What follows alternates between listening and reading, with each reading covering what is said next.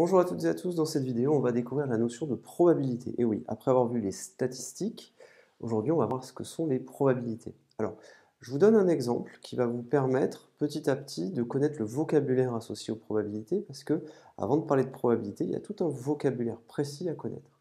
Alors, je vous donne un exemple. Je lance un dé numéroté de 1 à 6. Donc ça, vous le savez, vous lancez votre dé, il est numéroté de 1 à 6. Vous avez tout simplement tous les résultats possibles, 1, 2, 3, 4, 5, 6, qui peuvent se produire.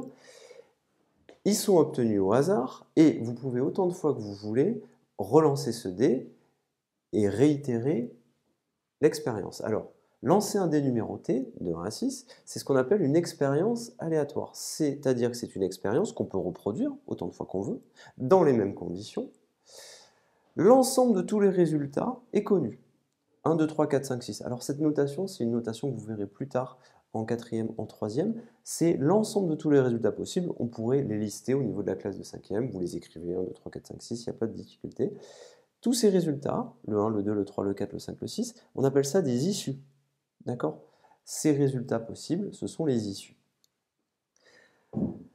Il est impossible de savoir quel résultat on va obtenir. En effet, les résultats, vous les obtenez au hasard, et au lieu de faire cette longue phrase, eh bien on dit que les résultats sont obtenus de manière aléatoire. Aléa au hasard.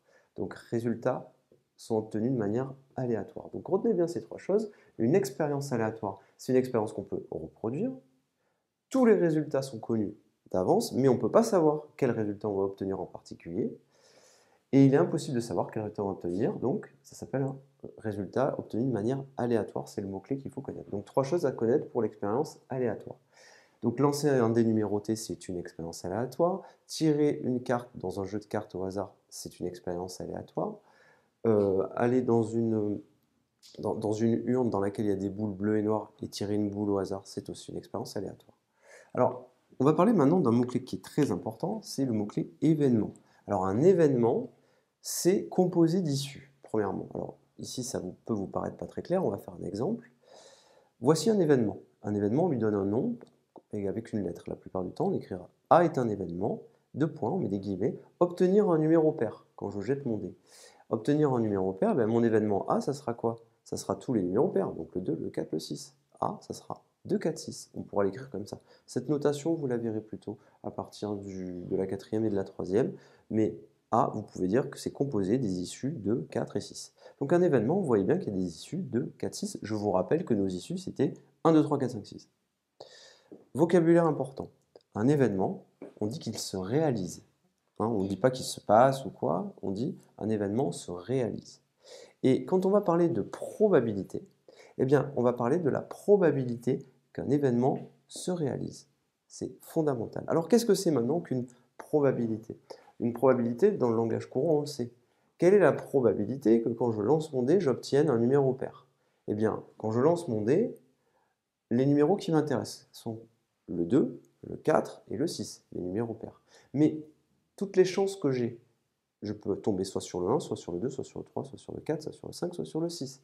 Donc la probabilité que l'événement A, qui est obtenir un numéro pair, se réalise, eh bien, c'est mon nombre de chances d'obtenir un numéro pair, c'est-à-dire que j'ai 3 chances, sur un total de combien?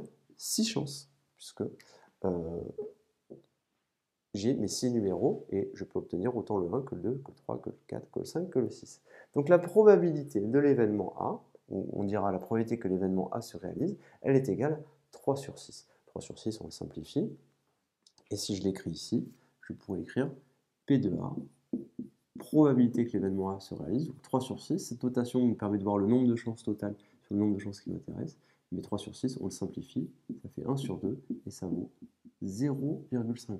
Attention, on n'écrit pas les choses, on n'écrit pas les probabilités en pourcentage, parce qu'une probabilité, c'est un nombre qui est toujours compris entre 0 et 1. Donc attention à ça. Ça, vous l'écrivez toujours comme ça, ou comme ça, ou comme ça. Mais toujours, toujours, toujours pareil. Attention, la probabilité de A, c'est positif ou nul. Et la probabilité de A, attention, c'est toujours inférieur à 1. Faites bien attention, on dira que la probabilité de A, c'est compris entre 0 et 1. Toujours. Faites bien attention à ça. Si jamais vous trouvez une probabilité égale à 2, quelque chose, ou 5, ou 10, c'est faux. D'accord? La probabilité d'un événement, c'est toujours compris entre 0 et 1. Rappelez-vous bien de ça, donc c'est pour ça qu'on n'écrit pas en pourcentage. Faites bien attention. Je vous remercie et à bientôt.